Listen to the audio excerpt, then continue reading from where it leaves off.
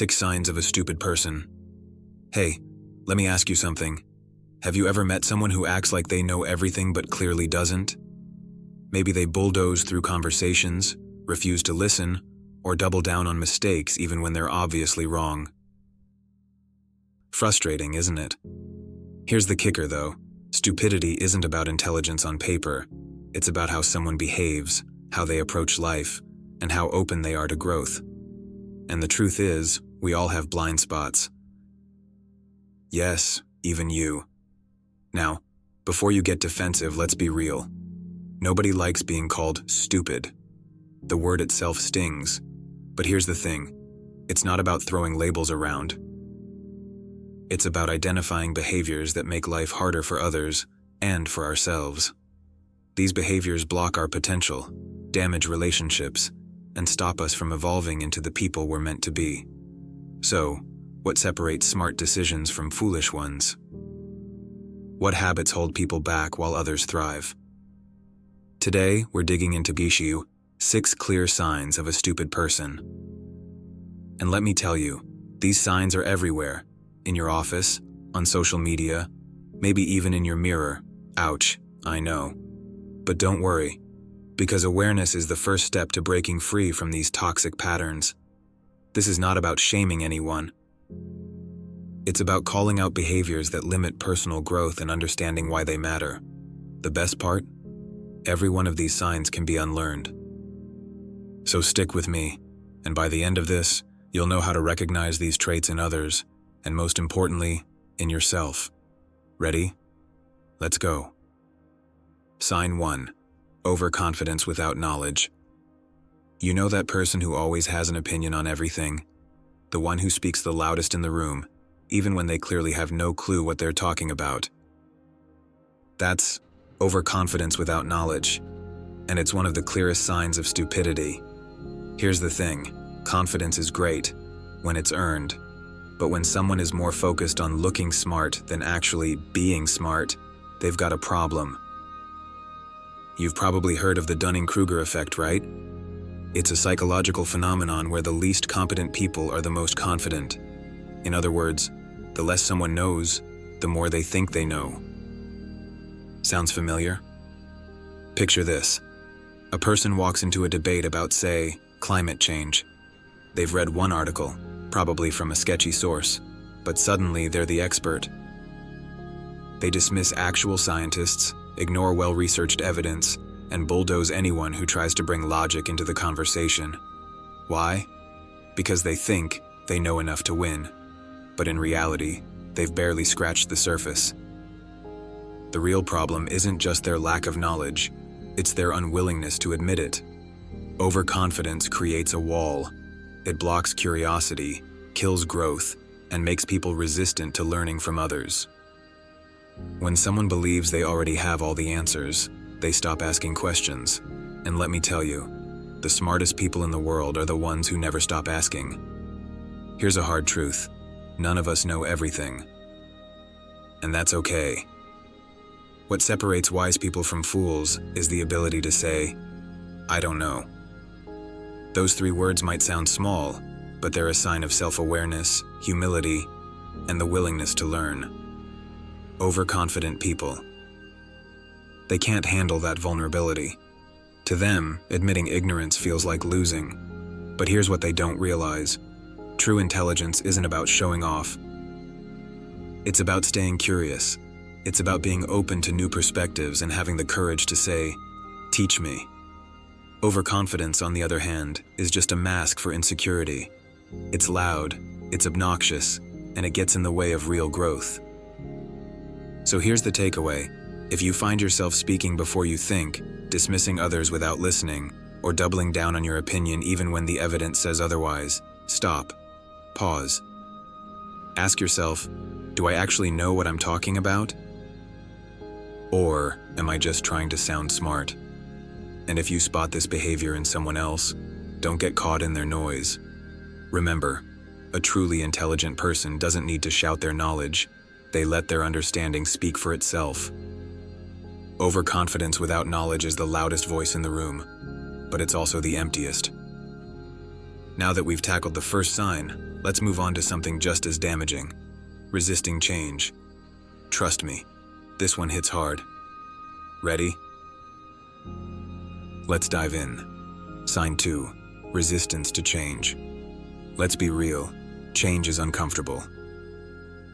It's messy, it's scary, and sometimes it feels like the universe is flipping your world upside down.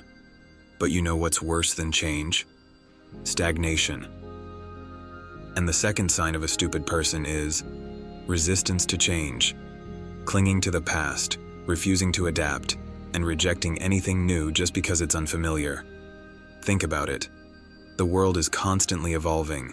Technology, ideas, even how we communicate. Yet, there are people out there who dig their heels in and scream, "This is how it's always been done." These are the same people who dismiss new ideas without a second thought, who refuse to try different approaches, and who treat progress like it's a threat instead of an opportunity. Here's the kicker. Resisting change doesn't just keep you stuck, it makes you irrelevant. Imagine someone in today's world refusing to learn how to use a smartphone or adapt to digital tools. They're not just falling behind, they're actively making their life harder. And for what? To hold onto a false sense of control. The truth is, adaptability is one of the most powerful signs of intelligence. Smart people understand that growth comes from stepping into the unknown. They don't cling to comfort zones, they break out of them. They see change as a challenge, not a threat. But people who resist change, they're too busy holding on to what's familiar to see the opportunities right in front of them. Here's a perfect example. Businesses that failed to adapt. Blockbuster had the chance to buy Netflix. You know what they said. Streaming? That's just a fad. Kodak invented the digital camera but ignored it because they were too attached to film. The result? Both became irrelevant, while innovators who embraced change thrived. But this resistance doesn't just happen in businesses, it happens in everyday life. Maybe you've seen it in someone who refuses to accept new ways of thinking. Maybe it's the relative who still argues against renewable energy because coal has worked for decades. Or the coworker who fights every new system at work because the old way was fine. And let's be honest, it might even be you. Have you ever avoided trying something new because it felt too risky?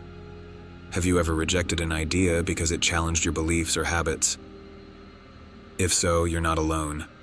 Resistance to change is a natural instinct, but letting it control you is a choice. Here's the tough love. Change isn't optional. It's inevitable.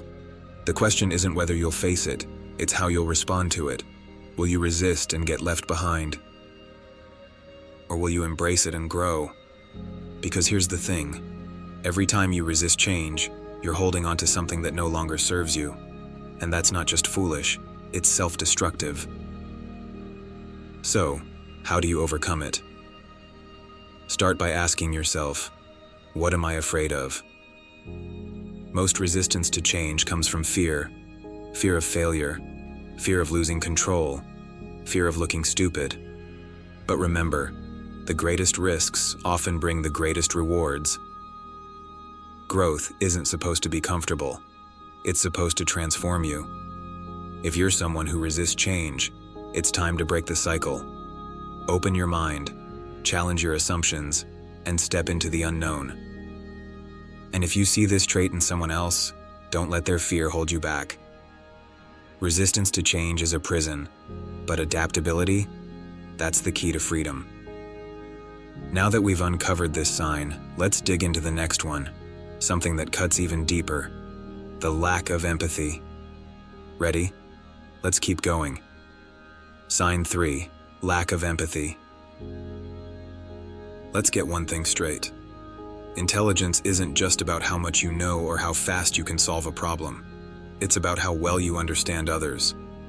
And one of the most glaring signs of stupidity? Lack of empathy. Now don't roll your eyes just yet. Empathy isn't some fluffy concept reserved for self-help books. It's a superpower. It's what allows you to connect with people, understand their struggles, and see the world from perspectives other than your own. Without it, you're walking through life blind to everything that matters. Here's the problem. People who lack empathy often don't realize it. They're too busy prioritizing themselves to notice the damage they're causing. They dismiss others' feelings as overreacting. They make decisions based solely on their own convenience. And worst of all, they treat kindness like it's a weakness.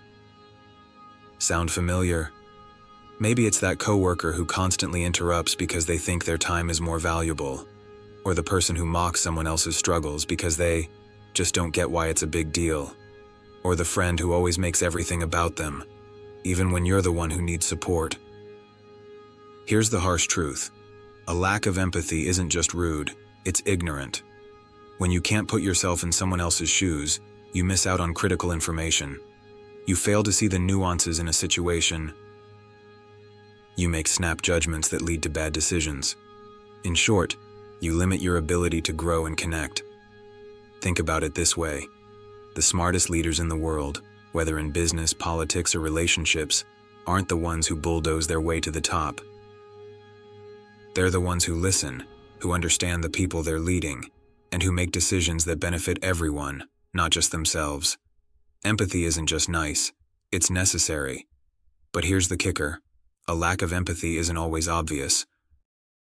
It hides in subtle behaviors, like dismissing someone's opinion because it doesn't match yours, or assuming someone's struggles aren't valid because you've never experienced them. It shows up when people stereotype others, ignore boundaries, or refuse to acknowledge how their actions affect those around them. The good news: empathy can be learned. It starts with one simple step: listening. I'm not talking about waiting for your turn to speak, I mean really listening. Pay attention to what people say, and more importantly, how they feel. Ask questions. Be curious. The more you try to understand others, the more you'll expand your perspective. But here's the challenge. Empathy requires effort. It asks you to put aside your ego and focus on someone else. And for some people, that's a big ask.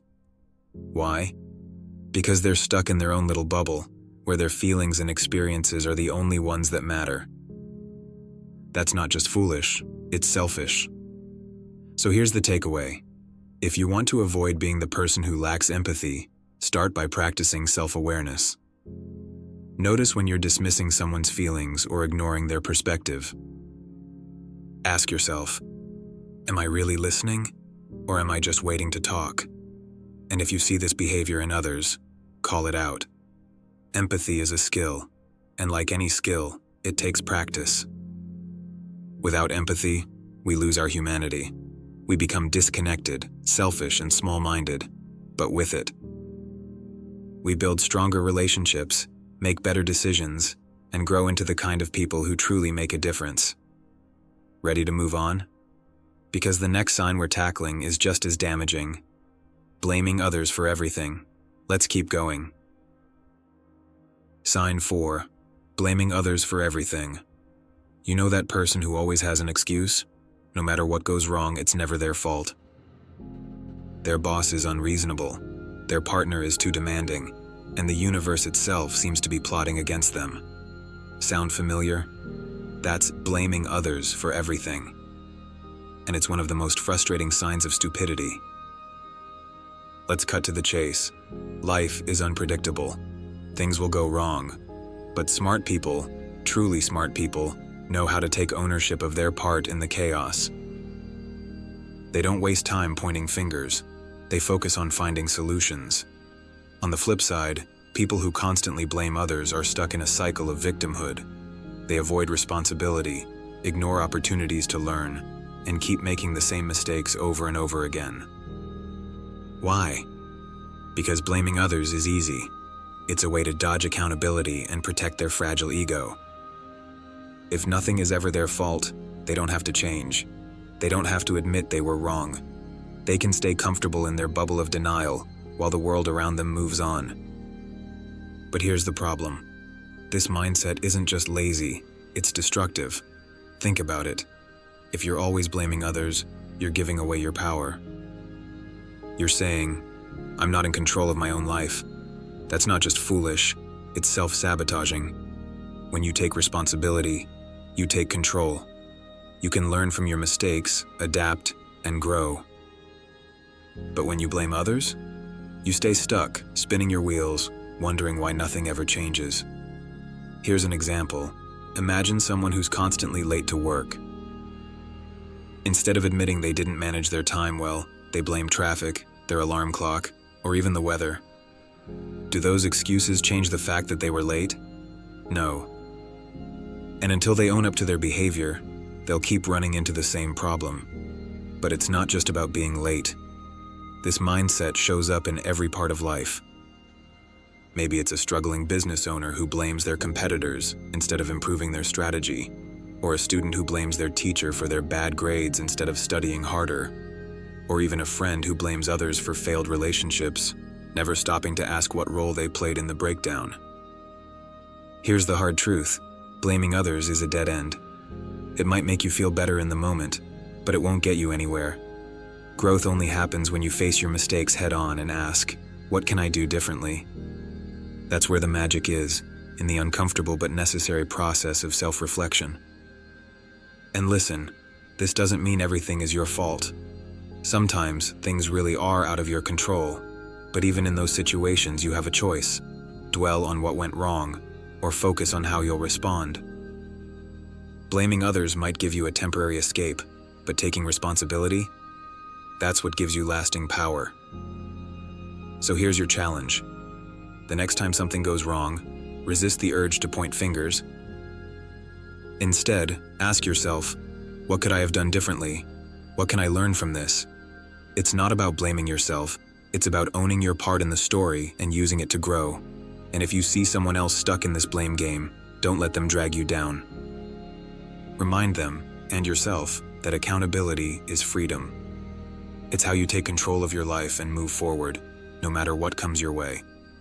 Ready for the next one? Because this next sign might just hit closer to home than you think.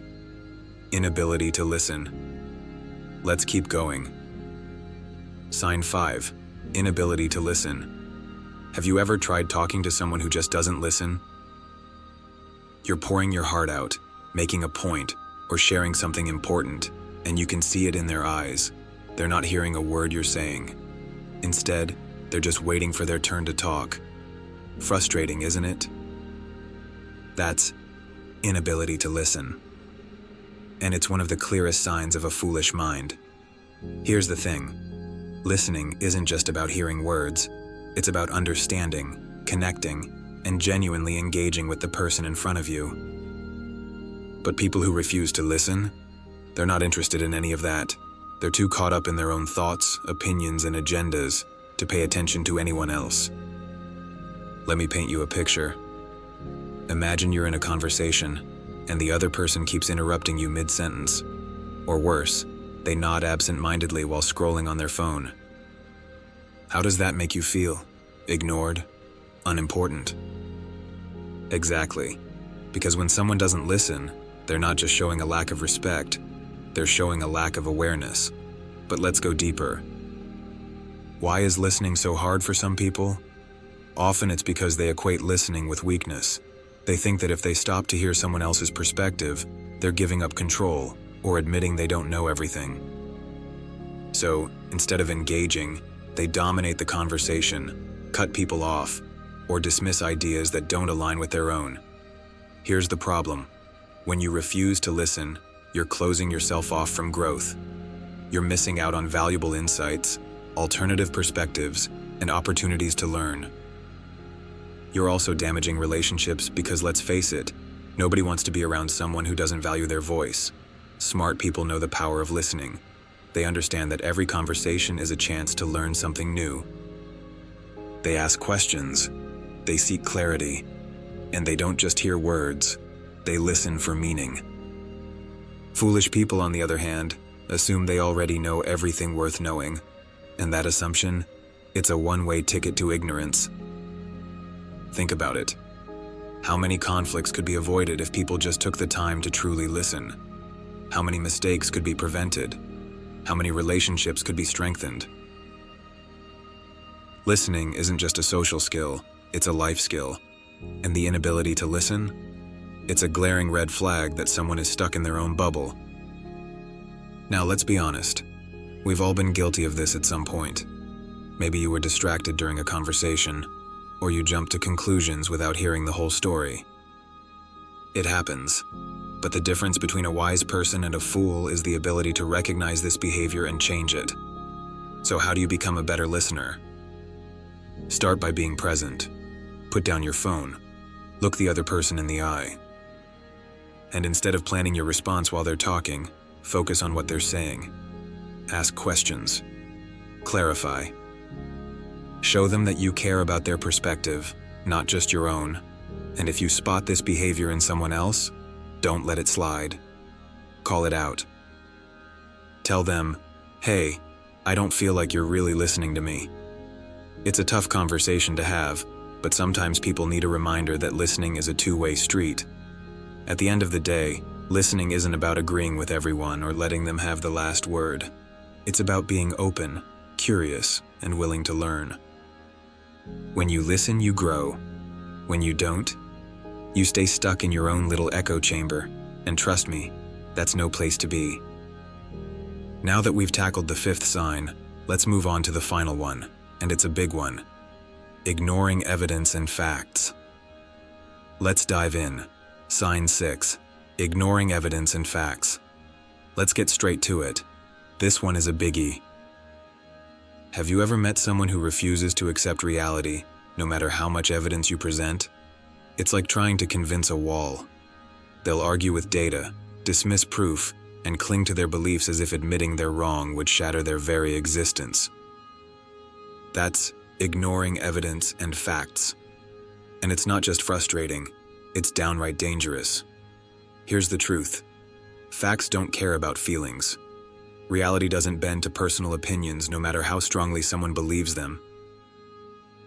Yet some people treat facts like an option, as if acknowledging them is a choice, not a responsibility. Why? Because it's easier to stick to what's comfortable than to challenge your own views. Think about it. A person hears that their lifestyle might be harming the environment, but instead of changing their habits, they deny the science.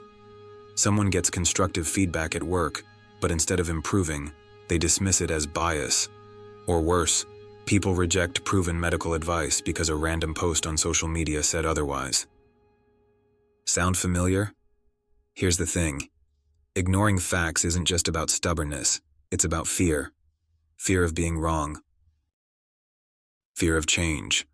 Fear of stepping outside the bubble of beliefs that make them feel safe. But here's the harsh reality. Denying facts doesn't make them disappear. It just makes you look foolish. Take the flat Earth conspiracy as an example. Despite overwhelming scientific evidence, there are still people who genuinely believe the Earth is flat. Why? Because they've built their identity around that belief, and admitting they're wrong would mean tearing down their entire worldview. So instead, they double down, reject facts, and isolate themselves from anyone who thinks differently. But this doesn't just happen with fringe ideas. It happens every day, in big ways and small. It's the person who ignores feedback from their team because they know better. It's the friend who denies they're wrong in an argument, even when the proof is right in front of them. It's anyone who chooses ignorance over growth because growth feels too uncomfortable. Here's the truth. Intelligence isn't about always being right. It's about being willing to change when you're wrong. It's about looking at the evidence, no matter how inconvenient, and letting it guide your decisions. Ignoring facts? That's the easy way out. It's lazy, short-sighted, and it guarantees one thing: you'll never improve. But let's flip this around. Imagine the strength it takes to say, "I was wrong." That's courage. That's growth, and that's what separates smart people from fools. They don't see admitting a mistake as weakness, they see it as progress. Because every time you face the facts, you're giving yourself a chance to learn, adapt, and do better. So, how do you avoid falling into this trap? Start by being curious. When you hear something that challenges your beliefs, don't reject it outright. Explore it. Ask questions. Do your research. And most importantly, be willing to let go of ideas that no longer serve you. It's not easy, but it's worth it. And if you're dealing with someone who ignores evidence and facts, don't waste your energy arguing. Present the truth clearly and calmly, but understand this. You can't force someone to open their mind. They have to make that choice for themselves. At the end of the day, ignoring facts doesn't make you right, it just makes you stuck. But facing reality, that's where real power lies. It's the foundation of growth, progress, and true intelligence. So there you have it, the 6 signs of a stupid person. But let's end on a high note, because here's the best part. Every one of these signs is fixable. If you see them in yourself, you can change. If you spot them in others, you can inspire. Stupidity isn't permanent, it's a choice. And now that you know better, you're already one step closer to rising above it. Let's keep growing. Conclusion. So there you have it, the 6 signs of a stupid person. Overconfidence without knowledge, resistance to change, lack of empathy, blaming others, inability to listen, and ignoring evidence and facts. Here's the real kicker. These aren't just random behaviors, they're habits. And habits, as you know, can shape the course of your life. But let me be clear, stupidity isn't permanent. It's not a life sentence. It's a choice to stay stuck in ignorance, to cling to ego, or to shut yourself off from growth.